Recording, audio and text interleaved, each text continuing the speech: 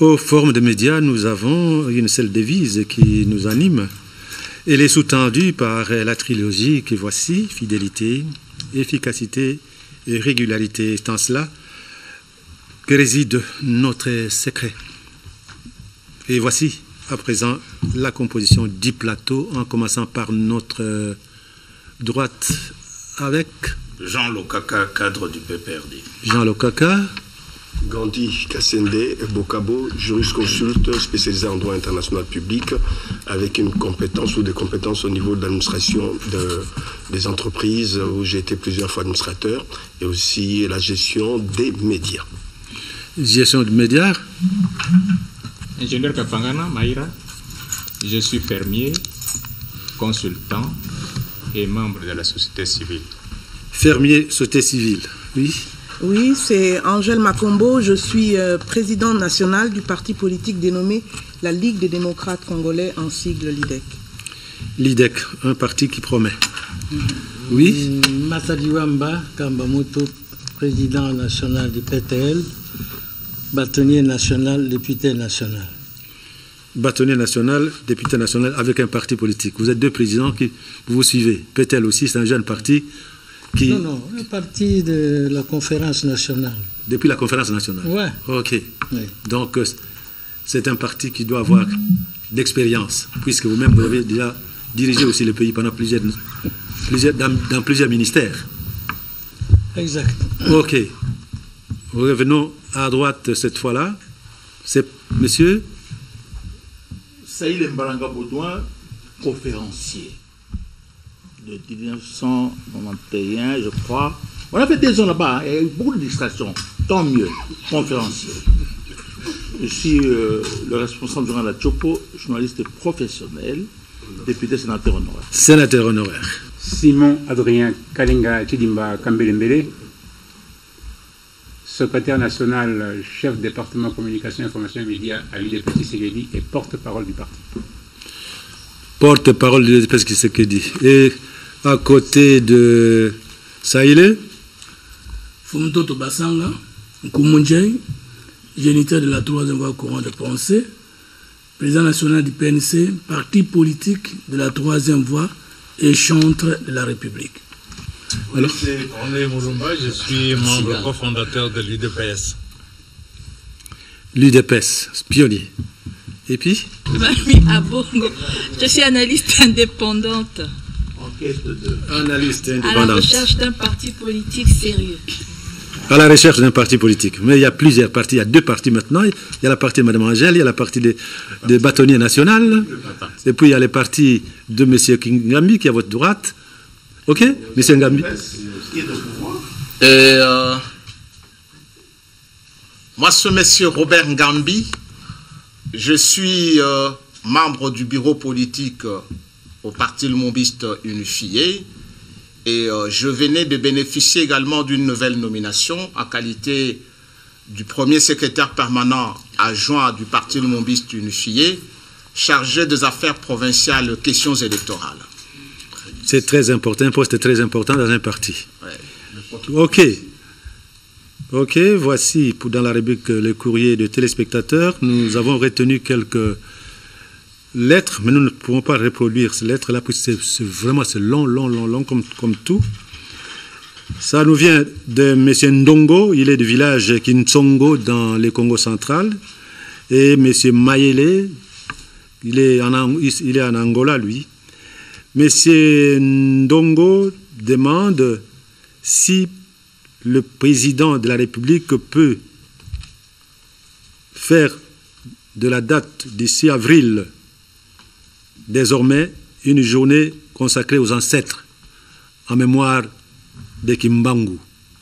Et il demande si on peut frapper quelques billets de banque avec l'effigie de Kimbangu, parce que Kimbangu ferait, selon lui, l'unité du pays. Les guerres vont disparaître et les querelles vont s'éteindre. M. Mayele, lui, pense que le Congolais ne respecte pas les spiritualités. Et à ce point-là, Mayele pense que le Congolais doit devenir un homme spirituel pour que le Congo change. Voilà ce que nous avons. Nous résumons, chers téléspectateurs, les lettres que nous avons reçues, puisque c'est long et on ne peut pas vous reproduire tout. Je ne sais pas si vous pouvez réagir rapidement, alors de façon lapidaire, sur les propositions de ces messieurs. Oui, rapidement. Justement, il n'y a pas de peuple sans histoire. Et même si on n'avait pas d'histoire, chaque peuple a des légendes, des mythes. Et quand nous traversons le monde entier, nous trouvons que quand même dans chaque pays, il y a soit des effigies, soit des monuments, soit des symboles, soit pas des individus directement, mais surtout des personnages. Alors nous ne pouvons pas dire que nous reconnaissons les combats des pères de l'indépendance et que nous ne pouvons pas aussi les honorer. Chaque peuple a son histoire.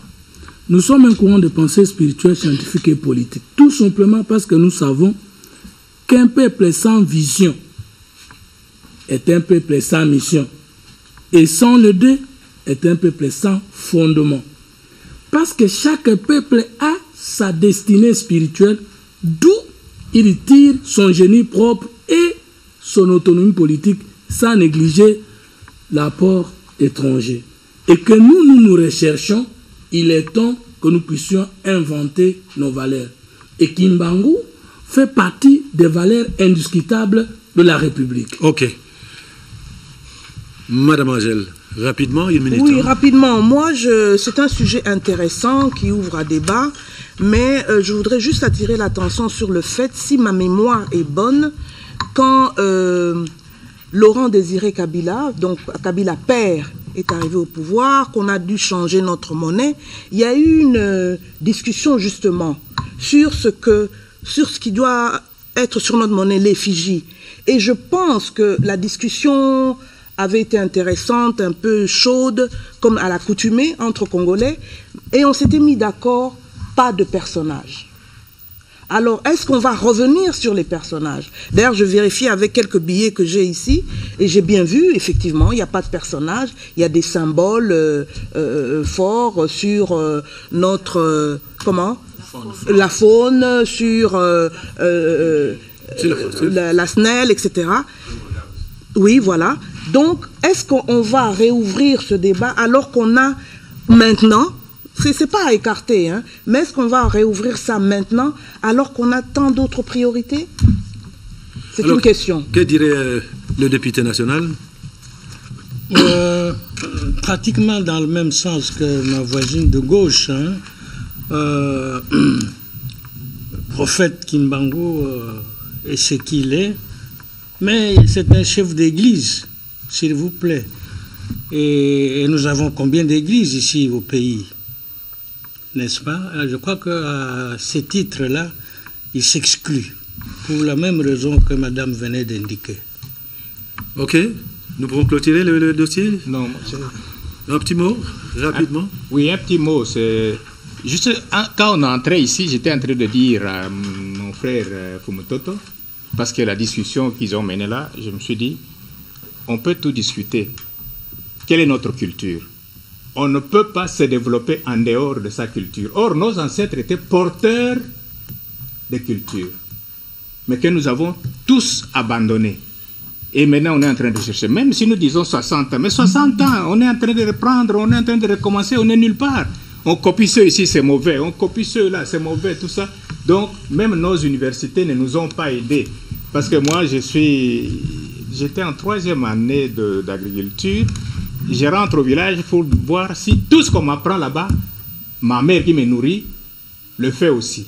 J'ai vu qu'il y avait quand même des similitudes, tout ça, tout ça. Donc, on peut devenir intellectuel quand on est, mais quand on ne se pénètre pas la culture de ses ancêtres, nous serons toujours en train de basculer. Donc, moi, je dis pas que ce soit nécessairement Kimbangu ou quoi, mais quelque chose qui peut quand même nous dire nous devons revenir à notre culture. Du fait que nous ne trouvons pas la voie, c'est parce que nous avons perdu nos cultures pour en faire une culture nationale.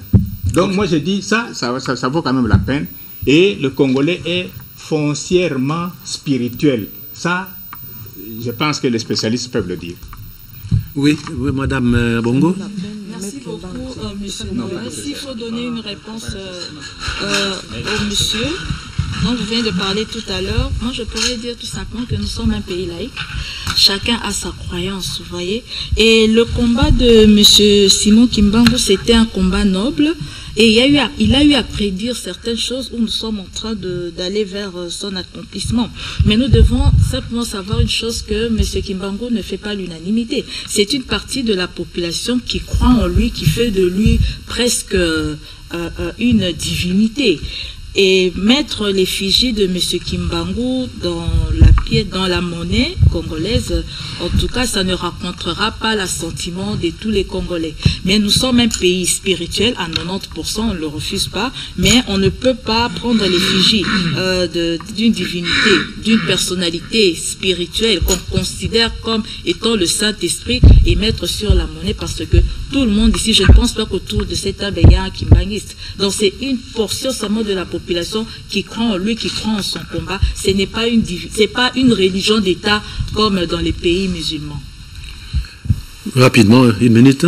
Oui, moi je remercie le monsieur en question, mais Ndongo. Monsieur Ndongo. Et Mayele. Donc Mayele, Mfumu Kimbangu, c'est l'incarnation d'une vie spirituelle en RDC. Peu importe les considérations occidentales. Mais il est parti plus loin. Et si nous devons calquer les modèles sur le plan scientifique, les Chinois ont résolu ce qu'il a dit là. Autrement dit, sur le plan scientifique, nous pouvons dire que c'est du socialisme scientifique congolais. Naturellement.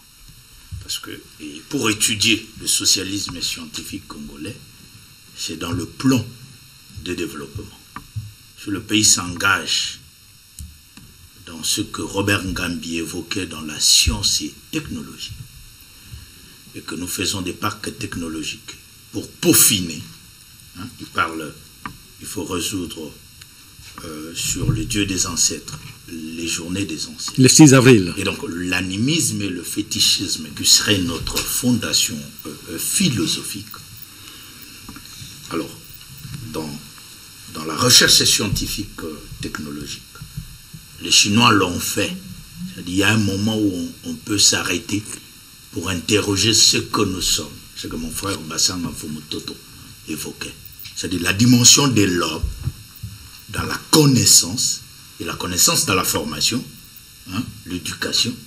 Vous allez vous interroger. Et si on dit qu'on arrête pour s'interroger, sous d'autres cieux, il y a des moines. On évoque. Et pour nous, évoquer chez nous, c'est ça. Quelqu'un a parlé, je ne sais pas si c'est Ngambi ou Mme Makumbo ou M. Kapangana, sur le rôle du ministère de la Culture. Et dans le plan de développement, si nous avons un ministre de la Culture, nous devons nous interroger pour dire arrêtons, évoquons. Il y a des pays, la Chine l'a fait pour atteindre. Donc vous devez évoquer et vous devez organiser. Okay. Et dans un plan de développement, on peut, et je peux citer sur les monnaies, il y a toujours des études. 60 ans après, on peut étudier. Sur le visage de Corneille Moulumba peut apparaître. On peut toujours étudier. Donc il n'y a rien pour dire qu'on arrête. Il y a une dimension d'études scientifiques, analytiques et structurelles. Mais nous pensons que ça peut arriver dans un plan de développement. Ok. Alors, rapidement, qu'est-ce qu'il y a? C'est une question tellement importante, intelligente, qu'on ne peut pas en très peu de temps essayer de débroussailler. Moi, je dis, le problème de culture, surtout le problème de spiritualité, puisque c'est une partie de la culture, nous n'avons pas une spiritualité au Congo, nous avons des spiritualités.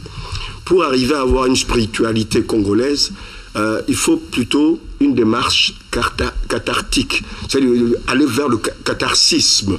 C'est-à-dire pour essayer de voir, de broussailler, de voir ce qu'il y a en commun, ce qu'on peut mettre en commun, qui peut être la base de notre spiritualité. C'est ça, c'est un effort, c'est un travail qui doit être fait partant de chaque tribu et partant aussi de chaque groupe de tribus, etc. Mais seulement, on aura une difficulté. Pourquoi une difficulté? Puisqu'autant, je crois que quelqu'un l'a évoqué, quand on est animiste, on voyait comment, avec nos traditions, ce qu'on faisait au niveau de spiritualité, on est en perdition aujourd'hui. Perdition pourquoi? Puisque les églises, autant les églises catholiques nous ont laissé une parcelle d'indépendance pour côté spiritualité, autant avec les églises évangéliques que nous avons aujourd'hui, ils sont en train petit à petit d'éroder notre spiritualité. La plupart des gens qui vont là-bas tournent les dos à notre culture et donc ils posent leur culture par rapport à la spiritualité occidentale, donc à la religion chrétienne. Donc ce qui crée non seulement une confusion, une difficulté réellement pour qu'on revienne à notre base. C'est à développer plus tard. Ok. Oui. Vous voulez dire quelque chose, monsieur l'homme du pouvoir? Merci. Un peu à la suite de ce que Gandhi vient de dire, c'est un problème, comme j'avais dit l'autre fois, un problème de dimension philosophique très profonde qui nécessite que nos penseurs s'y penchent. Ce n'est pas vraiment un problème administratif, c'est un problème de conception philosophique. Et comment arriver à partir des différentes expériences, différentes approches, différentes conception de la vie sur nos 450 tribus, comment arriver à dégager des éléments communs? C'est un problème de dimension qui n'est pas à mettre au niveau de l'administration. Il faut que les penseurs soient poussés à cette étude-là pour proposer par des écrits, par des conférences, un modèle d'homme congolais complet, intégral. Oui. Ok, c'est un problème qu'il faut étudier, réfléchir, pour voir qu'est-ce que nous pouvons... Mais la difficulté réside dans ce que le Kimbangu lui-même, de son vivant, il n'a pas laissé d'écrit. Donc, il n'y a aucune référence réelle qui vient de lui-même. Une directive qu'il nous aurait donnée pour que nous puissions dire, bon, voici ce qu'il a dit et voici ce que nous pouvons faire. Ça, c'est la grande difficulté. Jésus aussi n'a pas écrit. Il y a des références. Socrate n'a pas écrit, Jésus n'a pas écrit. Il y a des références, c'est question de nous y engager. Ben, Jésus n'a pas écrit, pendant peut-être que les gens qui étaient avec lui ont écrit immédiatement. S'il vous plaît, mais les jugements de Kimbangu est écrit par l'administration coloniale belge. C'est quoi on l'a condamné? Mais est-ce que ça suffit, ça? C'est une des sources. C'est vous, monsieur Fumutoto, hier, vous parliez de Mao qui a appliqué les principes qu'avait laissé Confucius. Donc, il y a lieu que nous puissions avoir des penseurs. Bon, parce que nous parlons des penseurs, l'Université nationale du Congo a perdu un grand professeur en la personne de Longongo Fidèle. Cet grand professeur qui a donné cours à de nombreux cadres de ces pays, dont le Robert Ngambi ici. Ce qui est curieux, on n'a pas vu la présence ni des ministres de la Culture, ni de celui de l'enseignement universitaire. Quand il s'agit des hommes de sciences qui disparaissent, les hommes politiques font semblant de ne rien savoir. Vous aimez bien les comédiens. Mais quand il s'agit des comédiens, et c'est tout le monde qui est là. Et puis, ne pas seulement venir quand ils meurent, hein. Soutenez-les dans leurs actions, groupes de réflexion, centres d'émancipation pendant qu'ils sont en vie. Oui, la presse fasse connaître le moteur de développement. Ok. Pendant qu'on en parle, oui, vous disiez. C'est le moment de professeur. Il y a un grand professeur, un grand théologien que même les étudiants appelaient savant en théologie, le professeur docteur Mouchila. Lui aussi vient de s'éteindre. 2 jours après, sa femme. Donc, ils sont encore à la morgue. J'espère qu'on pourra les rendre honneurs. Oui, je crois que le Congo doit avoir la culture de respecter surtout ceux professeurs qui ont donné naissance à ce que nous appelons aujourd'hui la classe intellectuelle de ce pays. Les élites de ce pays. Si j'ai bien entendu, il y a à peu près une trentaine, une quarantaine qui sont décédés cette année. 32. 32. Alors, est-ce qu'on s'imagine ce que cela représente pour un pays?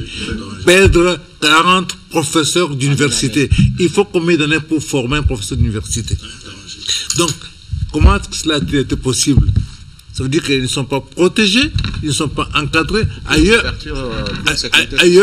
on les sécurise sur tous les plans. Donc, c'est une perte énorme, énorme, énorme. Bon, c'est pas revenu sur le passé, mais faisons en sorte qu'on ne continue pas sur cette lancée-là. Ok. En ce qui concerne le professeur Lungungu, le professeur émérite, donc il est arrivé à la fin de sa carrière. J'étais là tout à l'heure, c'est mon condisciple du primaire.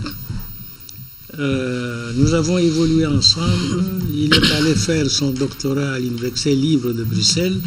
Et comme vous le disiez, effectivement, beaucoup d'étudiants sont passés entre ses mains. Mais il est mort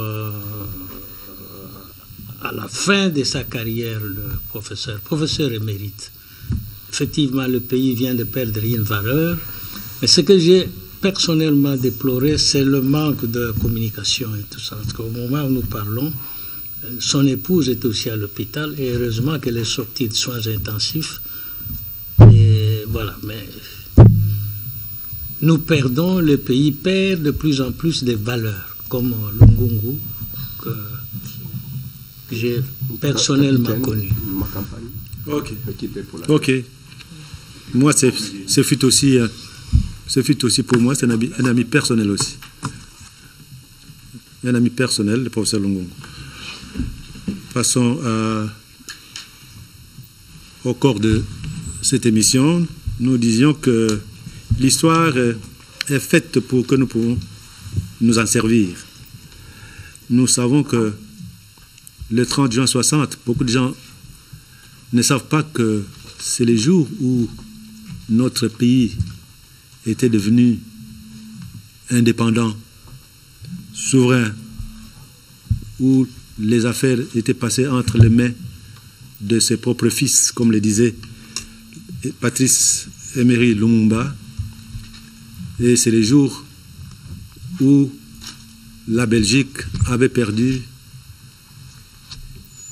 les pouvoirs sur le vaste territoire au centre de l'Afrique. Mais ces jours-là, il y a eu des discours, 3 grands discours. Dans ces 3 grands discours, il y a eu le discours du roi Baudouin, que j'ai qualifié de discours anthologique, parce que ça rappelle beaucoup de choses, et aux Congolais et aux Belges. Et les discours du premier président de la République, Kasavubu, qui était un discours réconciliant, qui remerciait la Belgique de nous avoir apporté l'écriture, de nous avoir apporté la lumière, de nous avoir apporté les médicaments pour soigner les maladies qui jusque-là faisaient ravage sur l'étendue du territoire. Alors, il y a eu les discours anthologiques aussi, celui du premier ministre de ce pays. Alors maintenant, suivons cet élément. Je vous demande à tous d'oublier les querelles tribales qui nous épuisent, qui risquent de nous faire mépriser à l'étranger.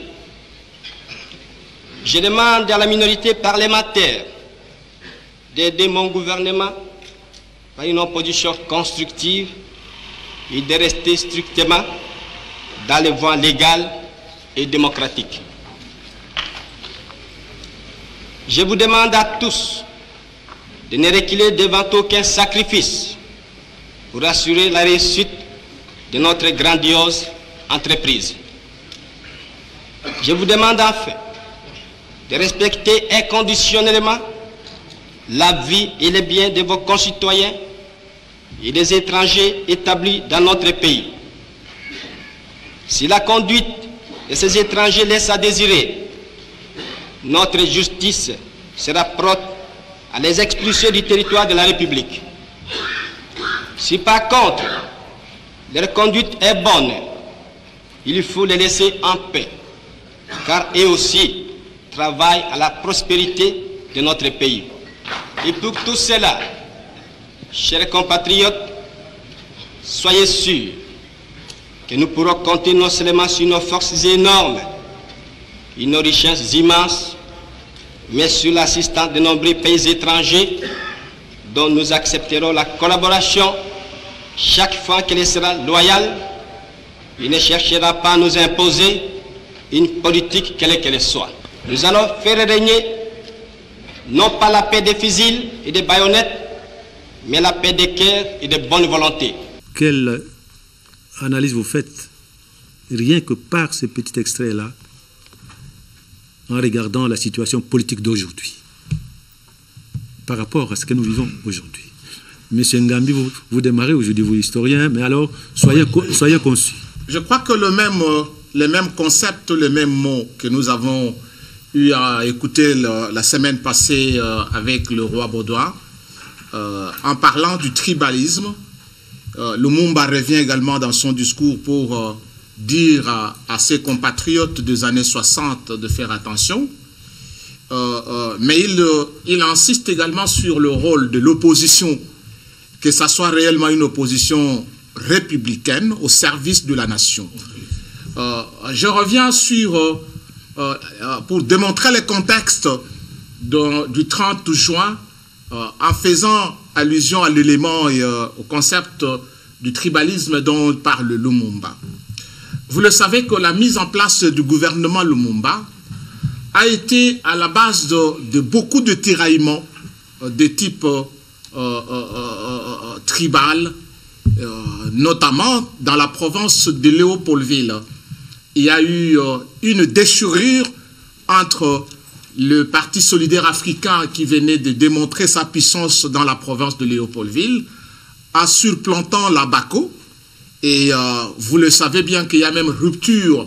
La BACO a dû quitter le Parlement provincial pour aller créer une autre institution provinciale. Et ça a été un problème. Vous avez suivi le même problème au Katanga, entre Tchombe et Janson Sendwe, le Balobakat, et les Round et les autres étaient également en déchirure. Vous le savez que dans la province du Kasaï, entre le MLC Lumumba et le MLC Kalonji, tous ces partis étaient assis sur une identité communautaire, comme recrutant le militant sur cette base identitaire. Et donc ça créait des gens en danger à ce qui concerne l'avenir du Congo, et même les comportements à Léopoldville, une opposition rangée entre les Bangala et les Bakongo. Et donc c'est dans cet environnement, et même le roi Baudouin, quand il le dit, c'est ça qui était l'environnement fragile, délétère, le 30 juin 1960, et Lumumba appelle les concitoyens à prendre la responsabilité, à mettre les intérêts de la nation au-dessus de nos identités ethniques ou tribales. Vous, en tant qu'historien, vous pensez que ces discours s'adressaient seulement aux gens qui étaient présents, ou bien c'était pour l'avenir aussi? Mais également, parce que quand tu vas, ce sont des lignées que tout ce monde, ces partis politiques ont créé, des lignées qui sont devenues maintenant historiques. Et donc les dangers que Lumumba avait perçus, ces dangers encore, je crois, le président de la République, le dernier, dans son dernier discours sur l'état de la nation, revient également. J'ai suivi le message de vœux que le couple présidentiel a lancé. Il insiste encore sur le comportement et sur la cohésion nationale et le vivre ensemble. Donc c'est un problème, le Congo, nous ne sommes pas encore partis. Tout à l'heure dans l'antichambre, on a parlé avec mon collègue, mon ami Fumutoto.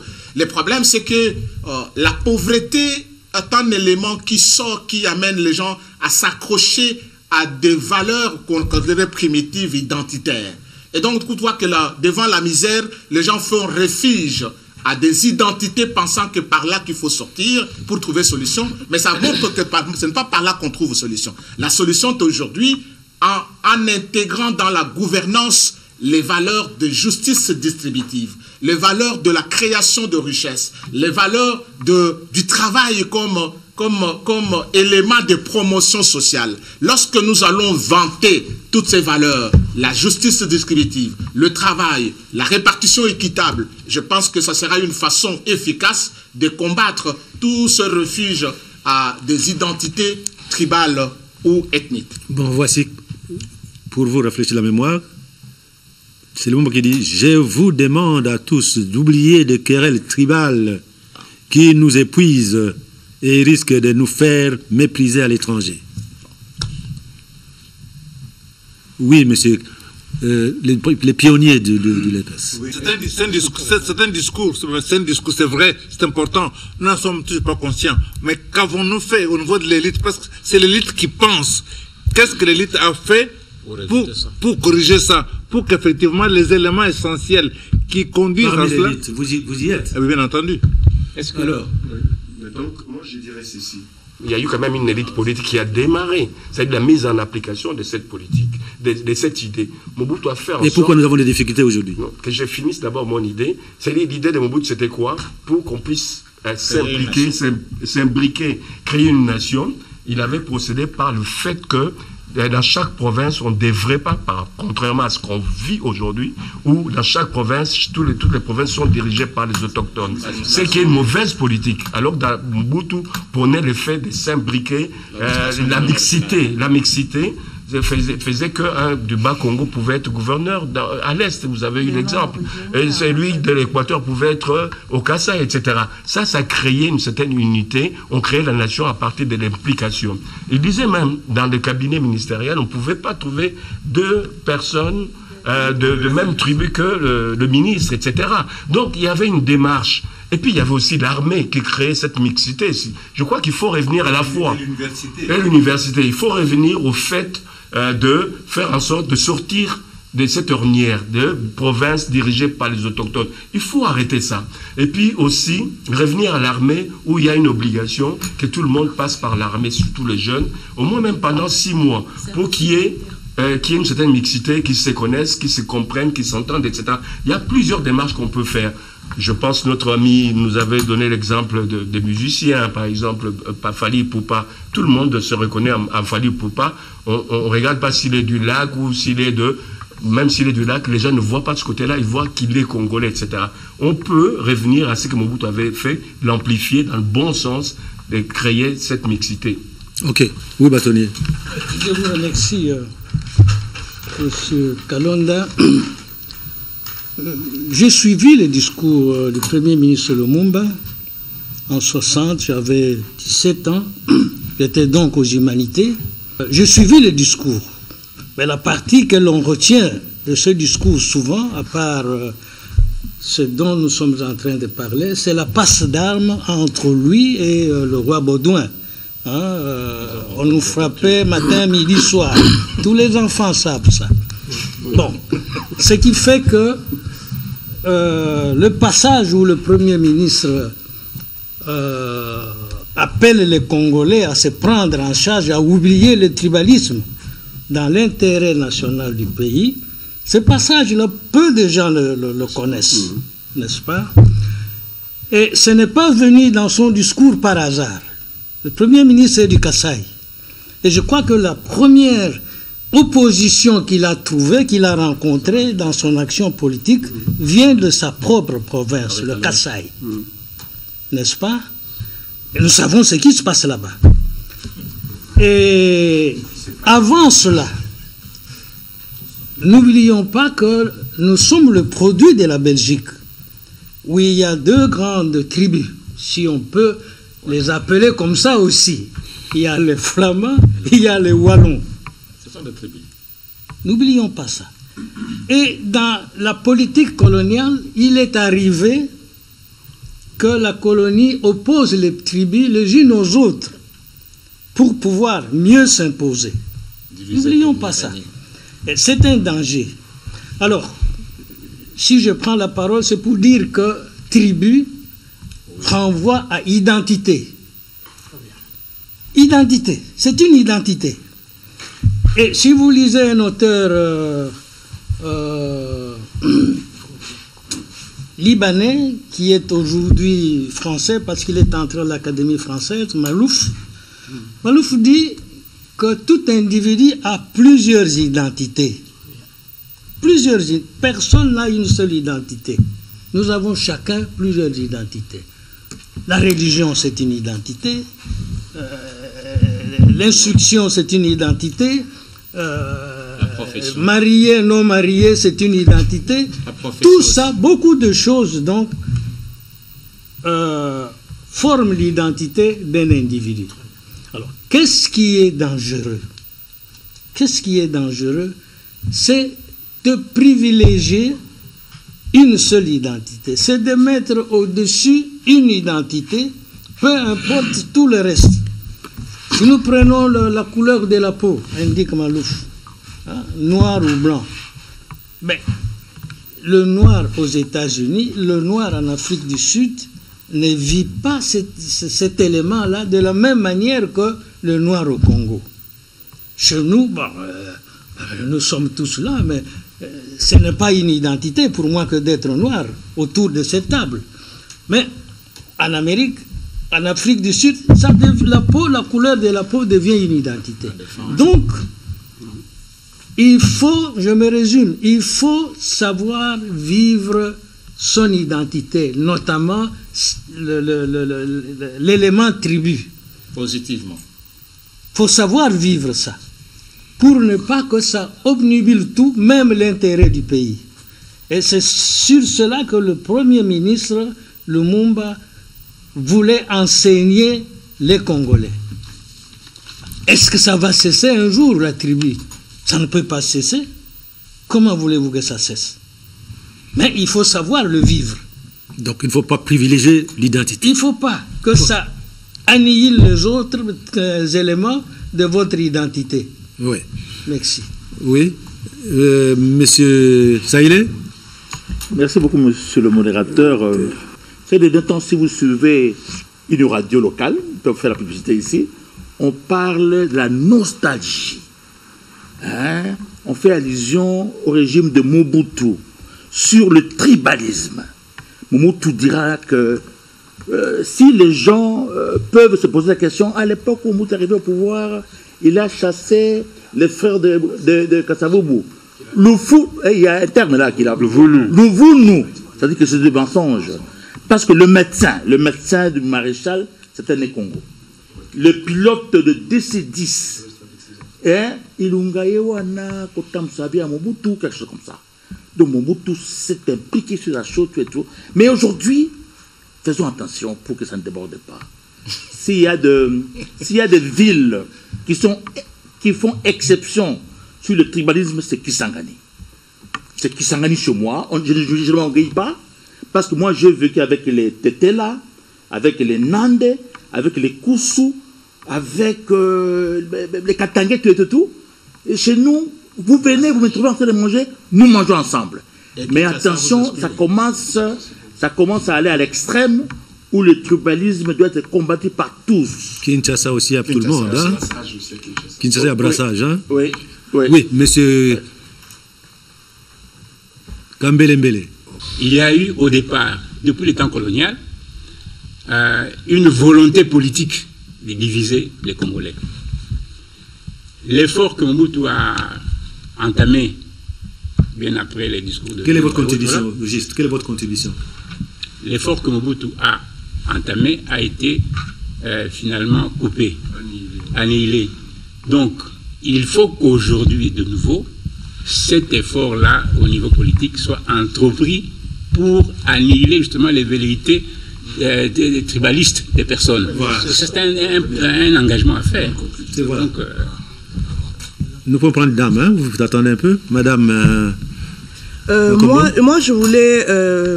des choses intéressantes ont été dites sur la table. Pourquoi on est sous-développé? Pourquoi on est dans le marasme dans lequel on est? C'est notamment le tribalisme. Parce qu'on préfère prendre son frère incompétent, hein, mais laisser quelqu'un qui n'est pas de votre province qui est compétente. Et là, je voudrais dire, parce que malheureusement le temps est court, il suffit pas de vœux pieux, de grands discours, de beaux discours. Il faut agir. Je crois que M. Corneille Moulumba l'a dit, a parlé des actes. C'est par des actes que les choses changeront. C'est par la réglementation que les choses changeront. Ça sera par la coercition. Par exemple, dire dans un ministère, non, un ministre ne peut pas avoir plus de conseillers tel nombre de sa province, par exemple. Il ne peut pas avoir son fils, sa fille, etc. Il faut réglementer. Et puis, il faut, au sommet de l'État, au niveau des dirigeants, être conscient de ça. Vous me direz qu'il y a peut-être 60 ans de ça, mais c'est toujours valable aujourd'hui. Mon père, dans les années 50, il est du Kasaï, mais il est cadre à la Bako. Il est un combattant, mais forcené. Mais quand Kasavubu passe, où nous étions dans le Mayombe, Kasavubu est mal à l'aise. Il dit, mais qu'est-ce que ce Kassaïen fait dans la Bako? Vous voyez, même les dirigeants sont mal à l'aise. Et lui, sans se démonter, se lève. Il dit, oui, je suis dans la Bako, parce que la Bako milite pour l'indépendance. Moi, je milite pour l'indépendance. Ma place est dans la Bako. Et vous ne m'enlèverez pas de la Bako. Donc, il faut savoir, même les dirigeants sont mal à l'aise. Même les dirigeants préfèrent nommer leurs frères, sœurs, filles, etc., incompétents. Donc, moi, je pense que ce n'est pas les discours qui vont nous faire avancer là-dedans. Et papa est resté comme ça dans la Bako? Il est resté dans la Bako. Et je veux peut-être suivre votre exemple. Mon père, il était l'un des premiers médecins dans ce pays. Il avait une polyclinique. Dans la polyclinique, il avait une quinzaine de personnes. Mais ses frères kassaïens s'insurgeaient quand ils venaient dans sa polyclinique. Makombo, comment se fait-il qu'il n'y a pas de kassaïens dans ta polyclinique? Il dit, mais moi, c'est pas sur les origines. Tu viens, tu dis que tu es infirmier, oui, je te fais passer des tests, tu réussis, je te garde. Ce qui fait que dans ma polyclinique, la majorité des gens, ce ne sont pas des kassaïens. Donc, tant qu'on n'aura pas cette volonté-là, et je terminerai par dire, j'ai fait partie d'un petit groupe de réflexion, c'est passionnant, intéressant, mais j'ai dit au leadership un jour, j'étais mal à l'aise, j'ai dit, mais regardez la liste des gens, c'est qu'une seule province. Mais on ne va pas construire ce pays comme ça. Non, mais les autres ne viennent pas. Eh bien, il faut faire un lobbying, il faut aller les chercher. Parce que si on n'est que entre nous, nous n'allons pas avancer. Donc par là, je veux dire, il faut une volonté, mais il faut une réglementation, il faut une sanction. Hein. Et je terminerai par dire, moi j'ai rencontré des jeunes du Bas-Congo, peut-être pas si jeunes que ça, qui m'ont dit, le meilleur gouverneur que nous ayons eu, c'est Mama Zouzi Mbombo. Elle est du Bas-Congo? Alors, s'il vous plaît, réveillons-nous, changeons les choses. Hein? Les non-originaires, revenons à ça. Ok. Alors, monsieur Mfumu Toto. Merci beaucoup. Je suis vraiment, pour une fois, très content de tout ce que madame a dit. Son papa, son papa a été civilisé. Pour aujourd'hui. Une fois d'aujourd'hui, pas une fois de toutes les fois. Pourquoi chez nous, tout en reconnaissant les exemples que les autres ont montré, pose point? Parce que, il y a absence de la vision.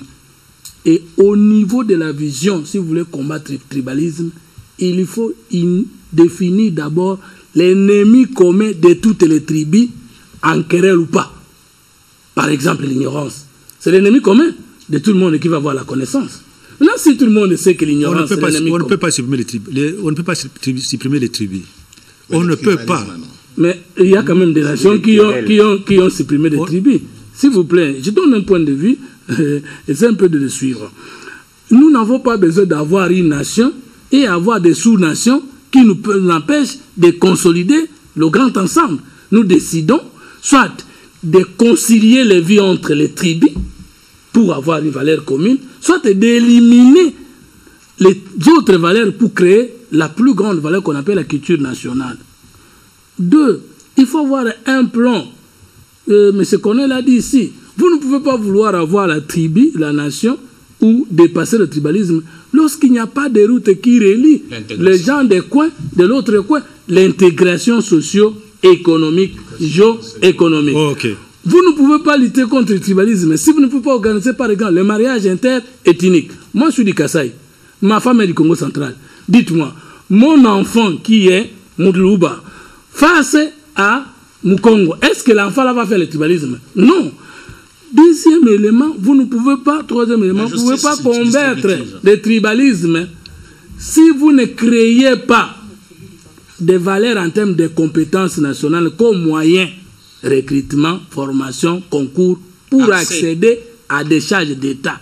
Si la modalité d'accession aux charges d'État pose problème, le tribalisme va tuer même la tribu elle-même, parce qu'un tribaliste commence par diviser au niveau national, il va venir diviser au niveau provincial, et il va entrer même dans votre propre langue pour dire Bakongo ya Nord, Bakongo ya Sud, Bakongo ya Mwana Tata Mwana, Bakongo ya Leste. Et il va jusqu'à diviser Bana Basi, Bana Mibal, Nakati ya famille. D'où définissons les valeurs, défendons ces valeurs et créons la culture politique. Ok, Monsieur Lokaka. Je remercie naturellement Mfumototo a cité, si je veux paraphraser, paix à son âme, le professeur Kabuya Lumona Sando Célestin dans le mode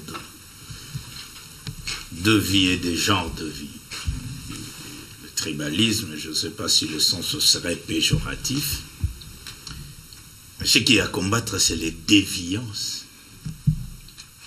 dans les tribus, les déviances. Ici, en termes managériels, des connotations.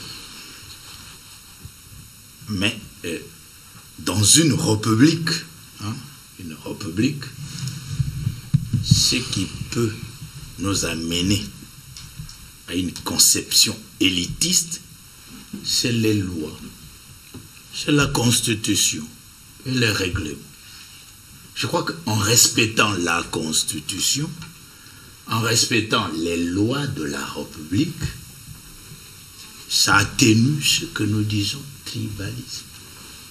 Si nous optons pour la République. Alors, mais il y a une dimension culturelle, Robert Ngambi, dans sciences et technologie. C'est ça même la notion des Mfumototo, la culture. Si nous allons plus loin, le progrès, c'est la qualité et la quantité. Pour atteindre le progrès, force du progrès. Pour atteindre la force du progrès. La qualité, c'est dans la formation. L'homme conforme pour la connaissance. Et qui dit connaissance dit éducation. Dans une république,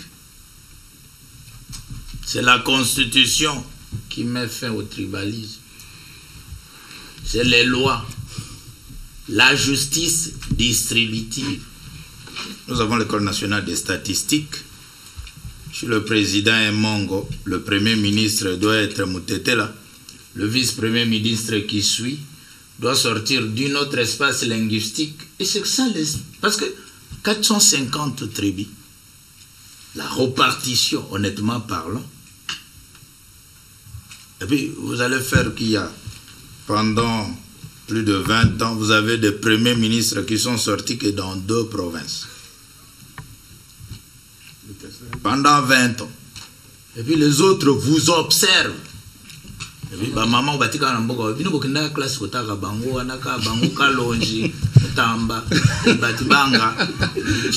et puis les autres vous observent. Est-ce que vous êtes sérieux aussi? Et donc, ce sont des notions qui nécessitent de révolution. Et honnêtement parlant, c'est comme ça. 20 ans, le Premier ministre sort de l'espace linguistique et les autres les observent. Ils ont étudié le droit constitutionnel avec un seul professeur, Verhagen, ou avec Vundo et seulement. Et puis nous, on a étudié avec Wemby. Donc, tout ça sont des questions des sociétés. Et pour réduire nos tensions, c'est la loi, c'est la constitution. Et donc, si nous voulons le tribalisme en Mfumototo, la langue maternelle sera conservée pour empêcher les autres. Hein? Et donc, il y a des communautés qui s'efforcent, qui sont là. C'est comme ça que, au-delà de tout, si nous recourons, nous sommes de la gauche. Hein? Moi, au PPRD, c'est la social-démocratie.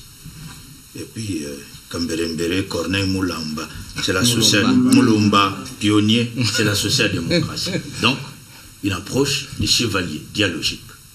Et quand on ne se met pas d'accord sur les dialogues, hein, le socialisme, on a des problèmes. très sérieux sur le plan éthique. Alors on a des problèmes. Donc, socialisons-nous d'abord, intégrons-nous, partageons des valeurs qui font de la République ce que nous voulons. Il ne faut pas seulement déclarer, parce qu'on a des us coutumes dans ce pays.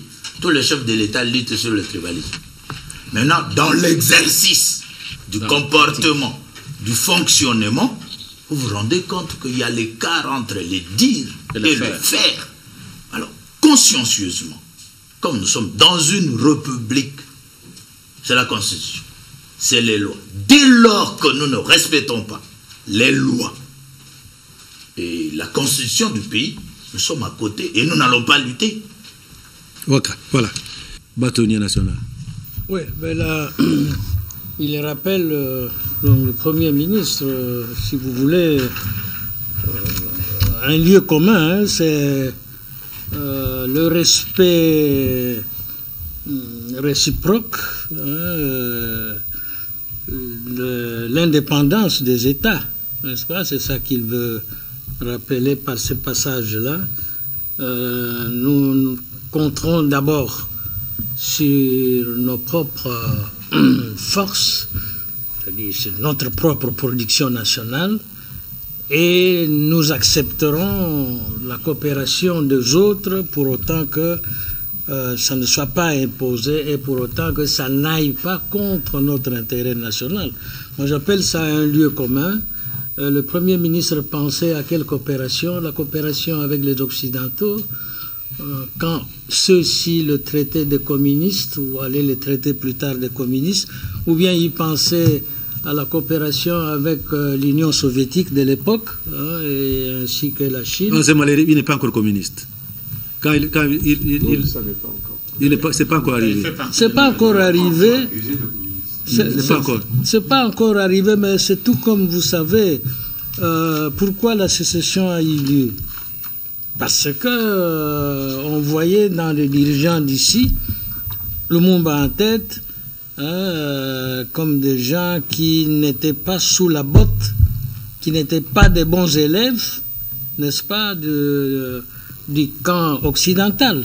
C'était ça. On est allé rencontrer Kwame Nkrumah, on est allé... c'est ça. Donc, on faisait déjà voir sa couleur.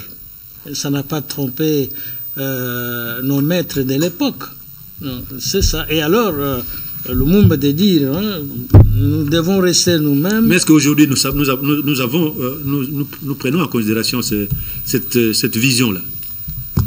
Bien sûr que oui. Si on est quelque peu intelligent, on doit prendre en compte. Quand on parle que nous avons signé beaucoup de contrats léonais, ça ne tombe pas sous cette vision-là?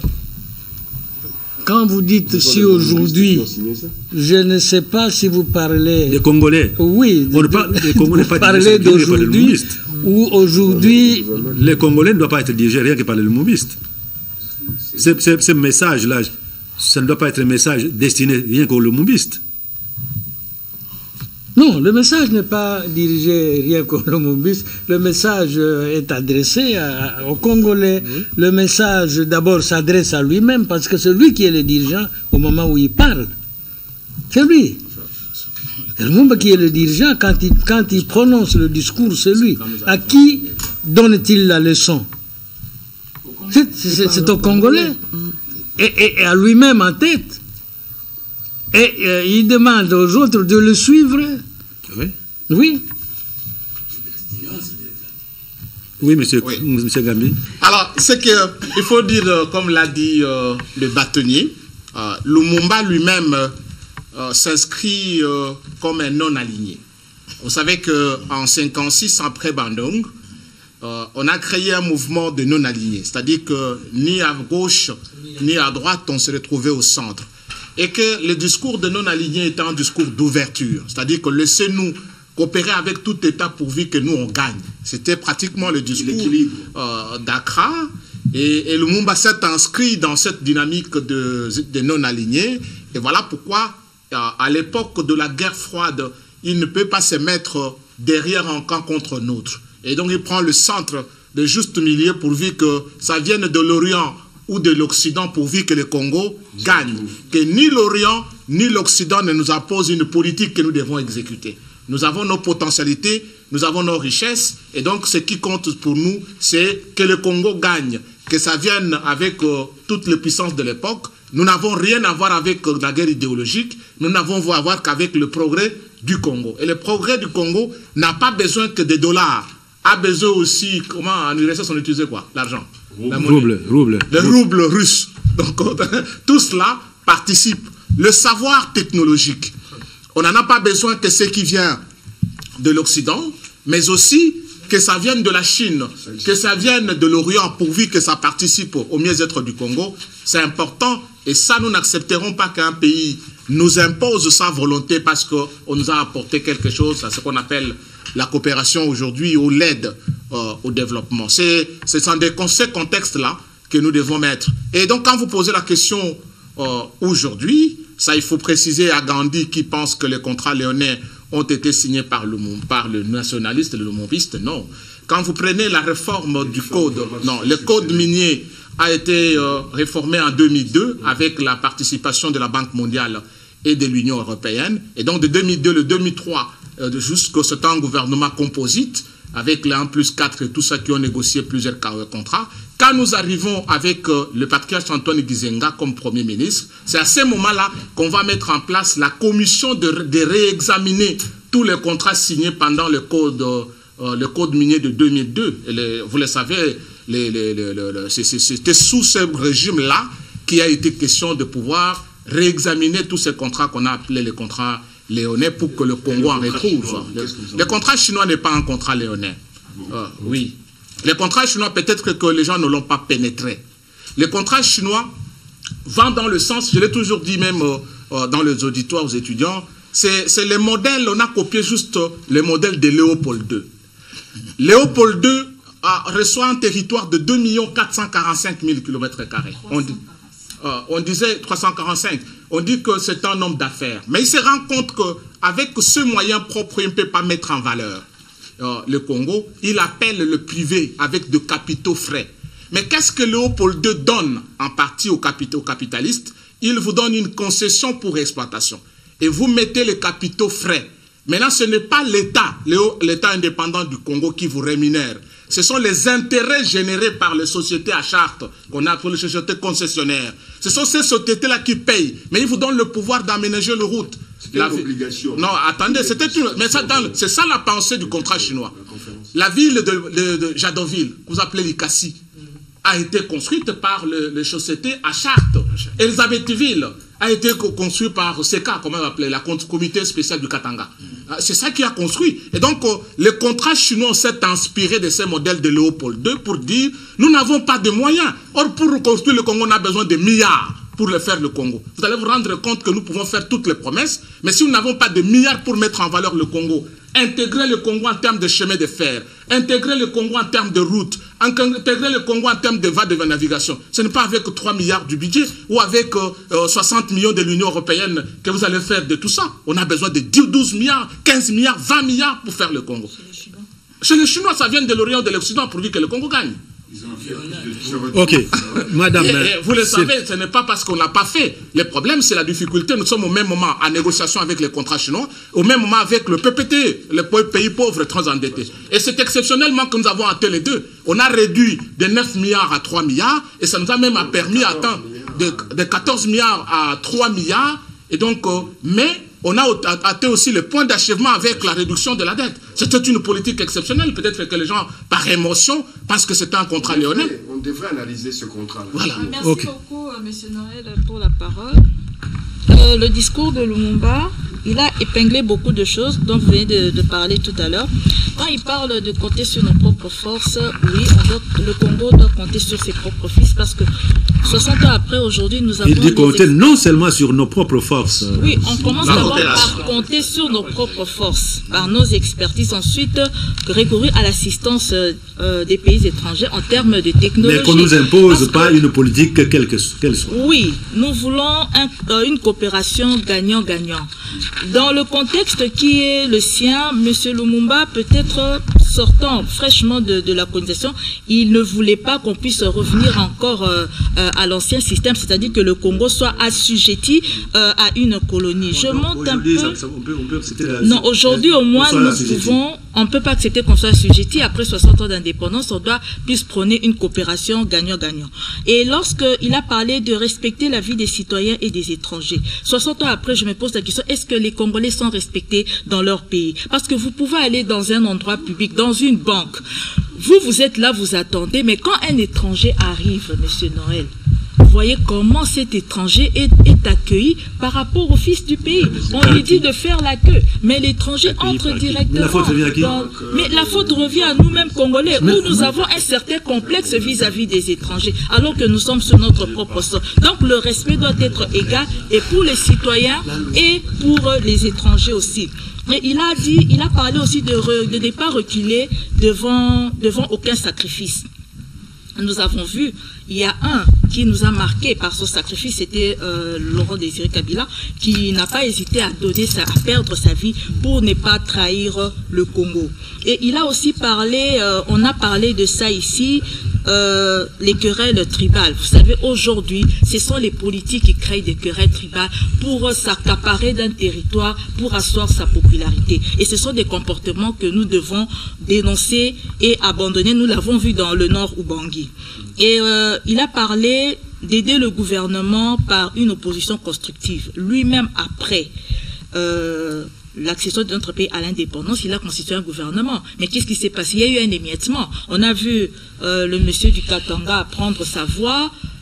Nous avons vu monsieur Tchombe. Il y avait la CONACO aussi qui était dans ce gouvernement.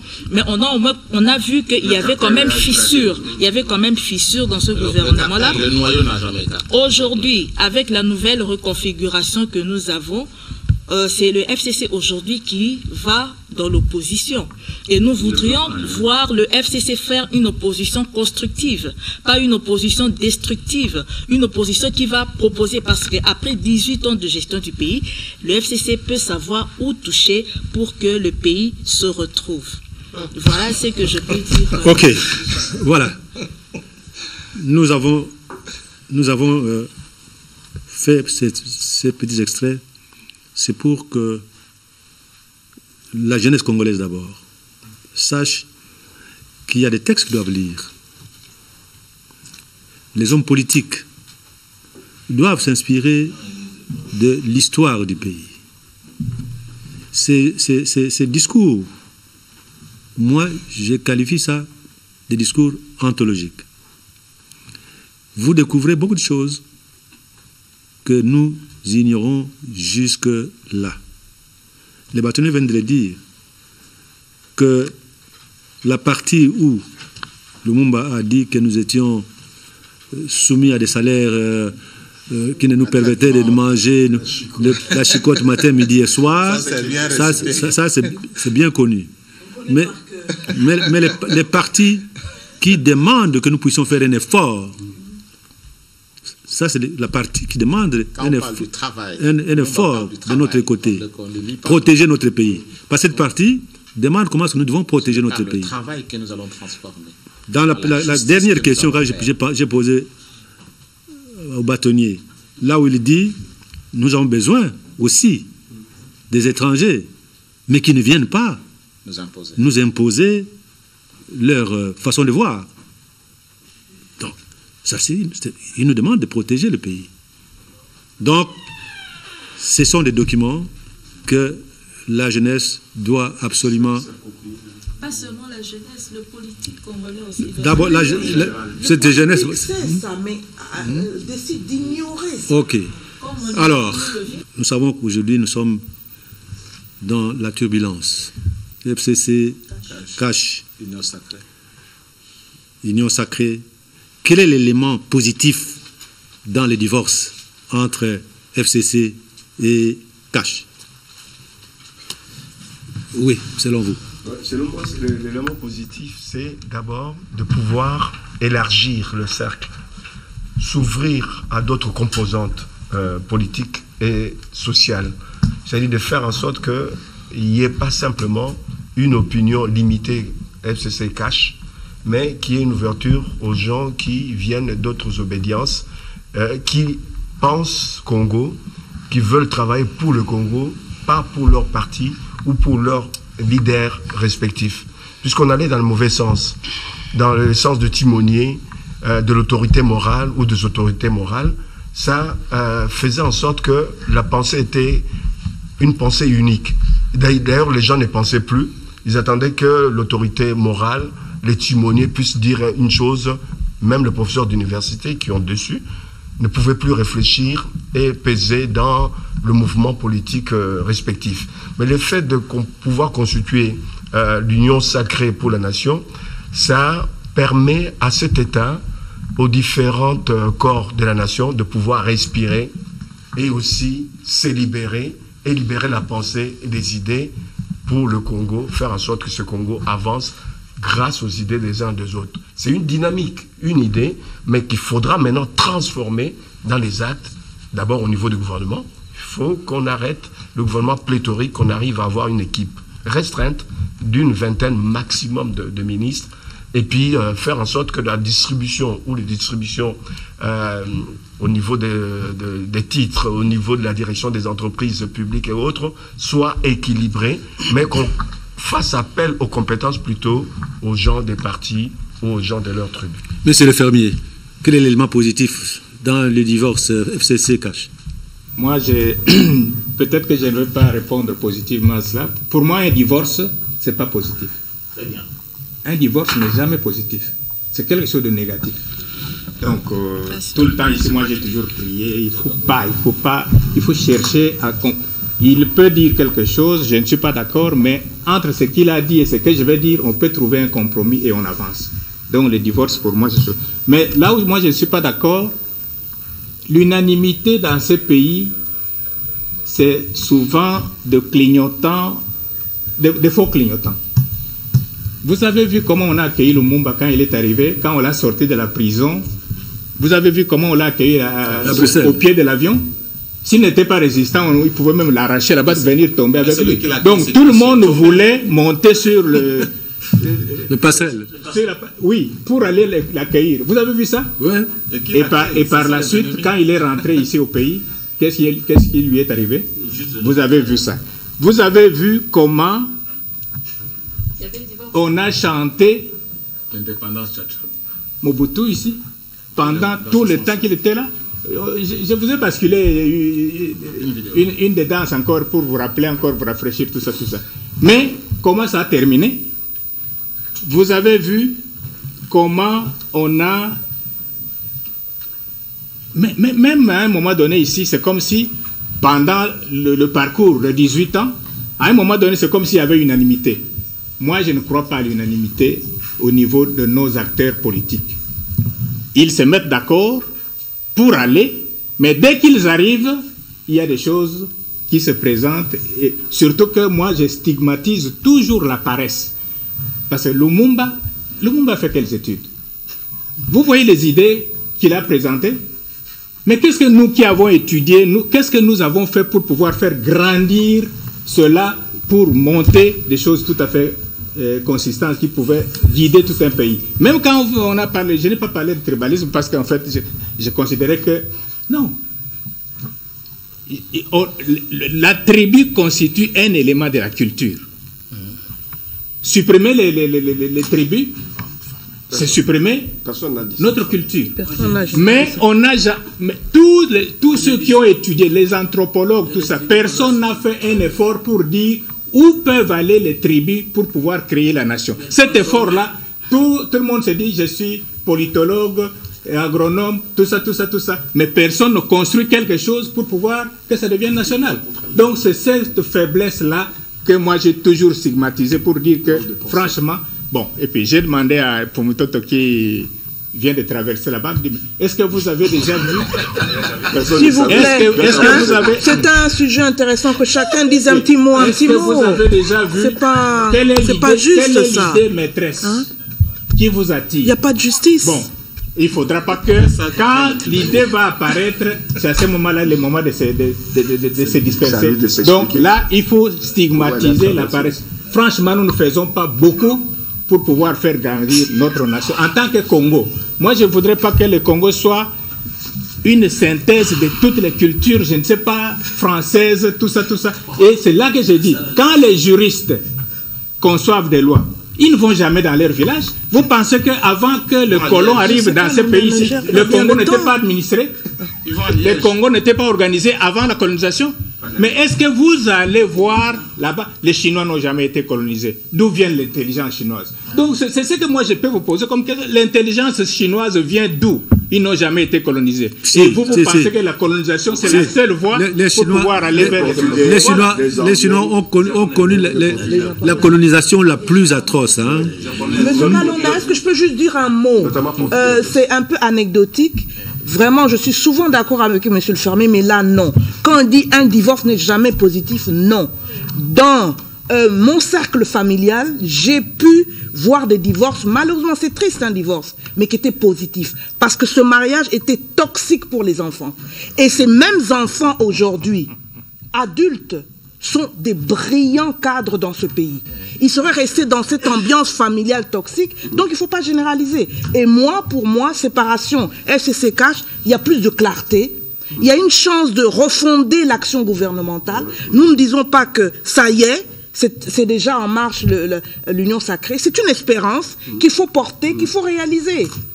Et cette espérance, bon, c'est à nous aussi, nous tous là, hein, autour de la table, même M. Lokaka, d'être d'une extrême vigilance. Il n'y a plus droit à l'erreur. Aujourd'hui, moi, je me dis, l'union sacrée, ce divorce, c'est un nouveau départ pour le pouvoir de Fachi. C'est un nouveau départ. Alors, mais le bilan en 2023, ça sera plus clair. C'est lui qui va le porter, etc. C'était trop flou. Le bâtonnier. Sur le divorce. Oui. Quel est l'élément positif de ce divorce-là? Comme vient de le dire ma voisine de gauche, si ça ne va pas, il ne faut pas continuer. Il ne faut pas continuer.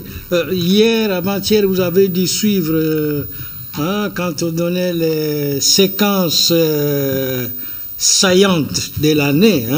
Il y a quelque chose qui m'a frappé. C'est pour illustrer les humiliations du chef de l'État, que le chef de l'État a subi. On a balancé hier. Sur quelle chaîne? Sur RTNC, cette séquence où mon confrère ministre de la Justice à l'époque parlait de Yémei. Vous voyez? Bon, j'ai dit, je dois appeler ça un lapsus lingue. Ça n'aurait pas dû sortir de sa bouche. Ça n'aurait pas dû sortir. C'est dévoiler la couronne. Maintenant, quand on balance ça, ça illustre les humiliations que le partenaire de la coalition a subies. Et on a donné d'autres événements suivant la réalité. Donc, le divorce, ce qui est positif maintenant, c'est que, bon, voilà, ça devient clair. Il y a au moins un responsable si on est sous. Ok. Pardon, directeur. Ok. S'il vous plaît, on termine d'abord. Alors, résumez-vous comme des autres. Hein. Je vous remercie. Je pense que Maman Angèle qui a travaillé aux Nations Unies, ils savent le soft power, c'est-à-dire le pouvoir en douceur. Généralement, comme Bantou, je pense qu'il y a des mélodiques dans le juste fonctionnel aussi. Comme Bantou, nous n'avons pas le pouvoir en douceur. Nous avons tendance à tout exprimer, tout ce que nous savons au niveau institutionnel. Et nous communiquons tout. Et donc, dans la géostratégie, il y a des pesanteurs. Et nous n'héritons pas un État tel que les autres. J'insiste par la petite expérience. Nous pouvons être petits par rapport aux autres. Et donc, il y a un État hérité dans la belligérance. Ce n'est pas un secret. Et nous devons faire en sorte que dans les jours à venir, notre pays puisse atteindre l'émergence. Et ceux qui sont politiques le savent. Mais je vais paraphraser un professeur, paix à son âme, Kaninda Lusanga Théodore. Il disait, petit, je vous enseigne les sciences po. Quand vous voyez un État, un gouvernement, qui s'appelle gouvernement de combat, gouvernement de la longue marche, le gouvernement de salut public, mettez en tête que c'est des gens faibles qui donnent à l'État une connotation. Le gouvernement d'un État reste le gouvernement de la République démocratique du Congo. Fait des citations. Et donc, à ce niveau, le président de la République, le chef de l'État, peu importe les sensations, les tendances, a une majorité parlementaire identifiée dans une république où il peut faire la politique générale de la nation. Ok. Alors, Oui. Gambi, rapidement. Avec un regard scientifique, peut-être que nous en partagerons avec le bâtonnier national. La lecture de situations actuelles nous amène à réfléchir sur notre régime. Est-ce qu'il fallait-il, aujourd'hui, faudrait-il ces bicéphalismes avec un président élu au suffrage universel direct, qui devrait partager son pouvoir avec un premier ministre issu de la majorité? Issu de la majorité, entre guillemets. Parce que... tous les premiers ministres sont nommés, hein? Tous les premiers ministres du monde sont nommés. Sont nommés, hein? Non, par rapport tous les premiers ministres sont nommés. Par rapport à la différence, celui qui est élu. Oui, et donc, je pense que ça fera un débat lorsque nous allons appliquer les réformes. Le président de la République avait fait une liste de réformes à opérer. Les politologues, c'est le moment que vous devez vous réveiller. Est-ce que notre régime, le président est élu au suffrage? Parce que quand vous avez la difficulté ici, on m'empêche de pouvoir réaliser mes promesses électorales.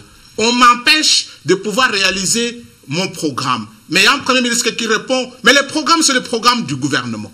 Nous sommes dans un bicéphalisme avec un président élu au suffrage universel direct, mais en fait, que sa politique devrait être exécutée, harmonisée d'ailleurs, avec le premier ministre qui est issu de la majorité parlementaire. Ce type de régime, je pense que ça a montré ses limites au Congo. Et j'ai toujours été partisan, peut-être que les gens opèrent de la dictature, d'avoir un régime présidentiel au Congo. Lumumba et Kasavubu, ça n'a pas marché. Tshombe, Kasavubu, ça n'a pas marché. Tshisekedi, Mobutu, ça n'a pas marché. Et aujourd'hui, c'est Ilunga, Ilunkamba et Félix Tshisekedi, ça n'a pas marché. Est-ce que nous ne pouvons pas tirer les leçons de l'histoire? Oui. Voilà. Ok. Merci beaucoup, M. Noël. Le point positif que je peux retenir, c'est d'abord le divorce. Le divorce est consommé. C'était un divorce où le couple était stérile, ils n'ont pas enfanté. Et deuxième point positif, M. Noël, les ministres, les DG, c'est-à-dire toutes les personnes qui pourront travailler par la suite, ne vont pas travailler sous le dictat de qui que ce soit. Ils seront conduits par la vision du numéro 1 du pays. Mais c'est un dictat qu'on peut accepter. C'est-à-dire c'est lui qui donne sa vision et on marche sur cette vision. Et celui qui ira à l'encontre, en tout cas la population sera prête à le dénoncer. Au ministère, quand on voit par exemple un ministre qui pratique le tribalisme, un ministre qui minore les taxes de l'État, un ministre qui se prend pour un super moi, on aura toute cette latitude de démissionner et le président de la République pourra décider sur son sort.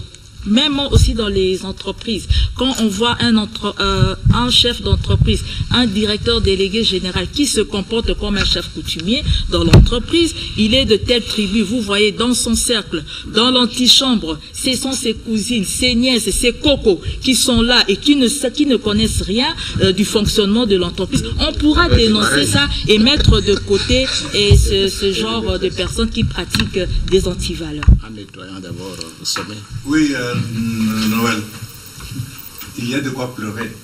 Je suis désolé, mes amis, mais il y a de quoi pleurer. Très bien. Parce que nous venons d'écouter Lumumba là-bas. Nous avons moins de maturité politique aujourd'hui que Lumumba. 60 ans après. 60 ans après. Nous sommes de loin en train de comprendre les enjeux politiques, nationaux et géostratégiques aujourd'hui. De Gaulle a dit, les États ont des intérêts, des amis, d'amis jamais.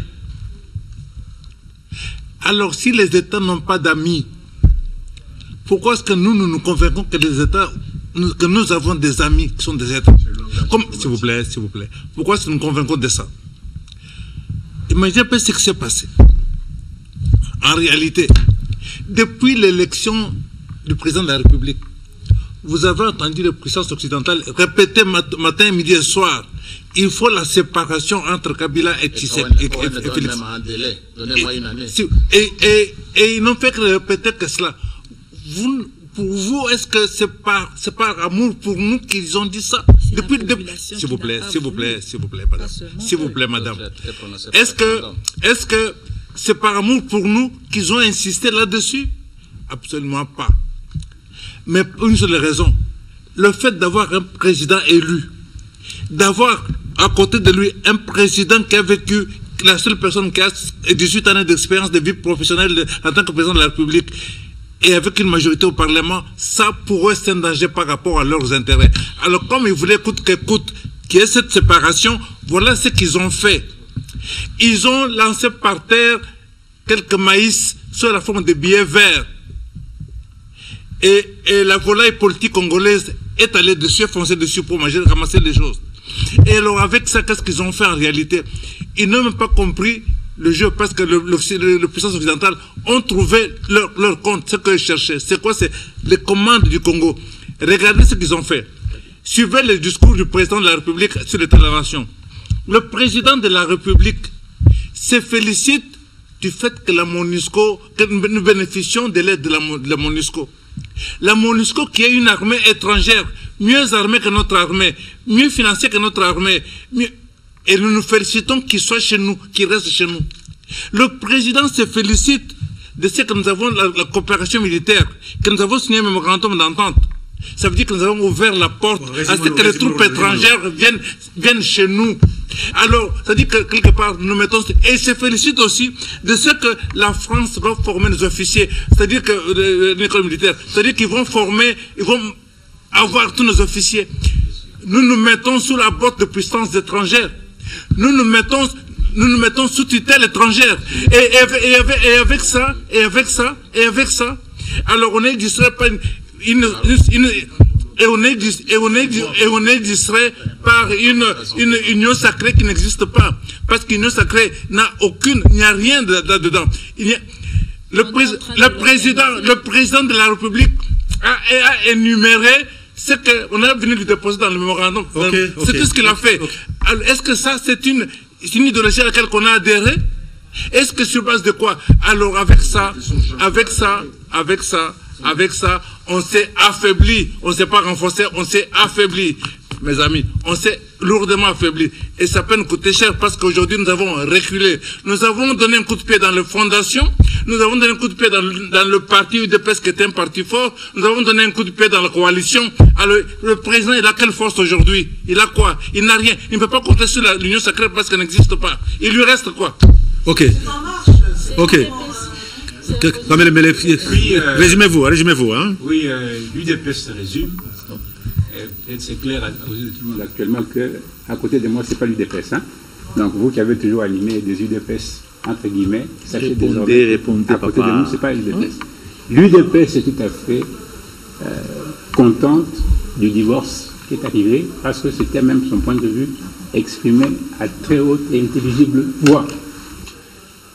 Les humiliations subies, ce n'était pas que le président qui les a subies, nous aussi, le parti UDPS, nous étions dans un carcan duquel nous devions absolument sortir. Donc le divorce apporte de l'air, de l'oxygène, qui nous permet de faire vivre le pays au rythme du changement. Le changement tant attendu par le peuple a bel et bien commencé. C'est ainsi que le président s'est résumé en disant qui s'allumait Banda. Qui s'allumait Banda, pourquoi? Parce que ça n'existait pas. Ce n'est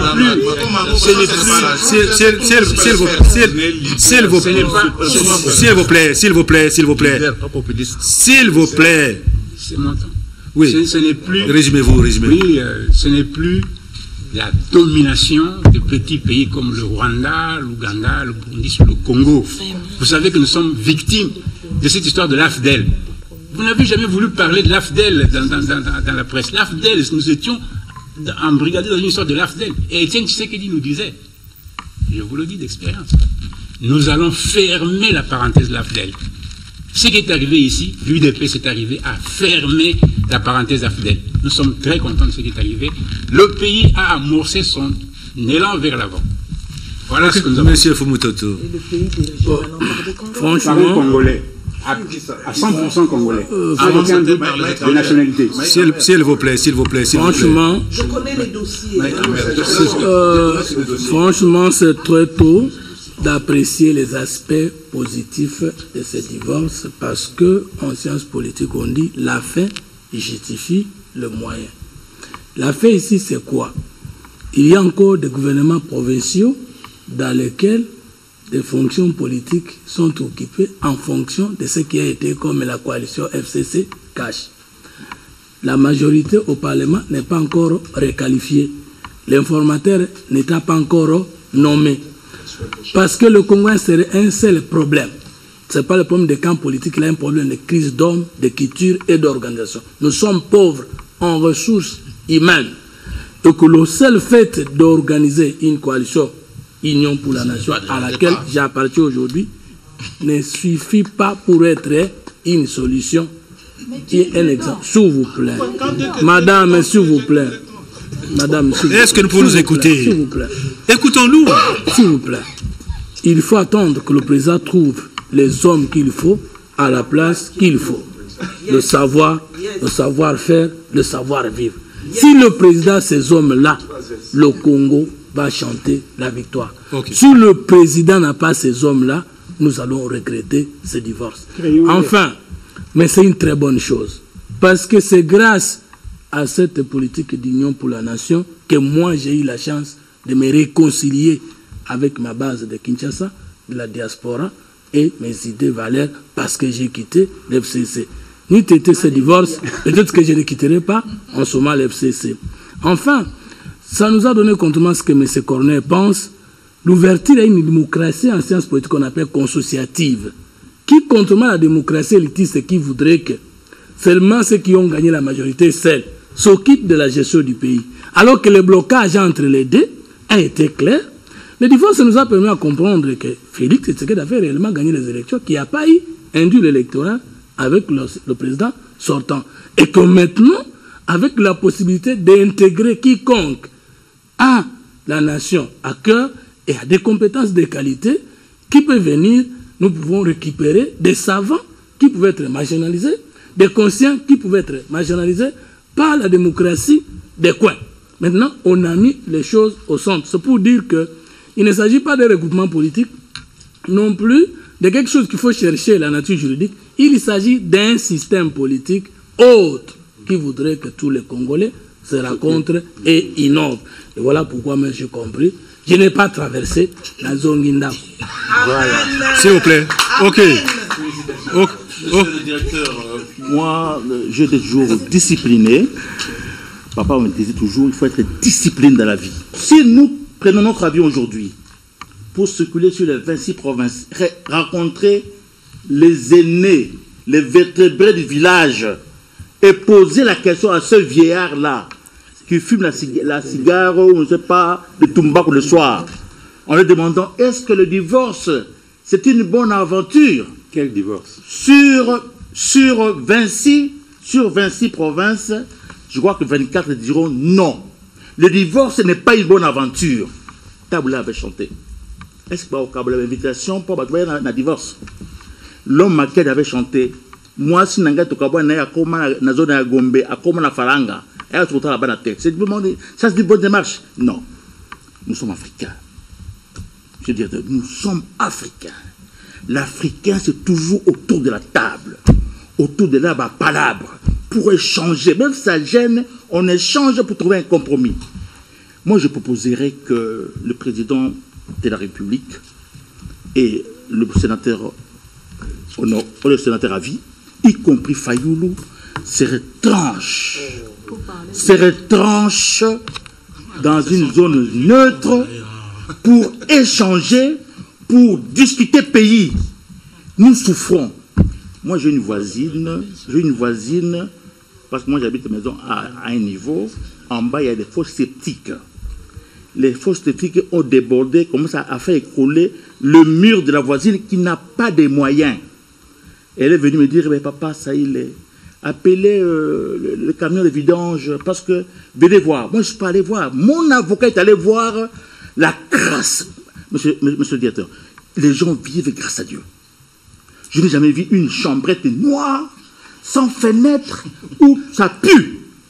Et il y a 3 filles qui sont sérieusement malades, qui n'ont pas mangé depuis le matin.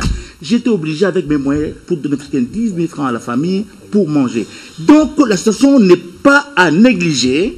Il n'y a pas de triomphalisme ici. C'est la République.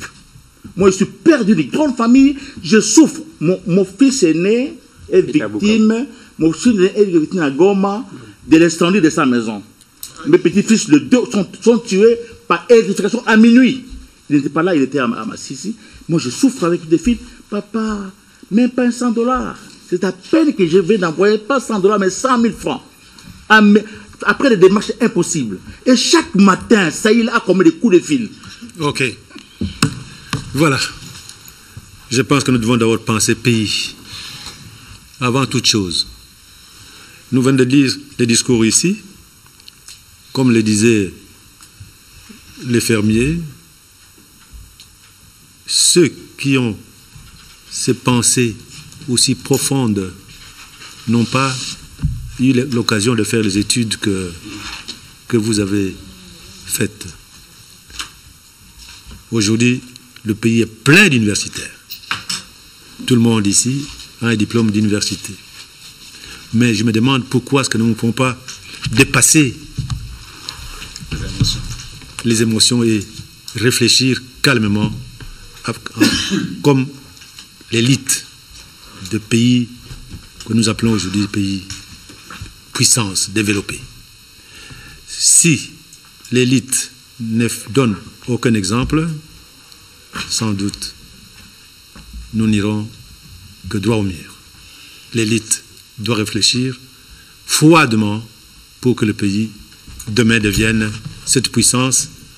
Le monde l'a dit, que le pays ici devait être le centre de rayonnement de toute l'Afrique entière.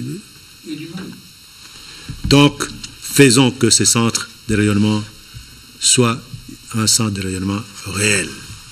Mesdames et messieurs, si Dieu le veut, on va se retrouver l'année prochaine. C'est la dernière émission de l'année. Meilleurs vœux à vous tous. Merci, mesdames. Bonne année.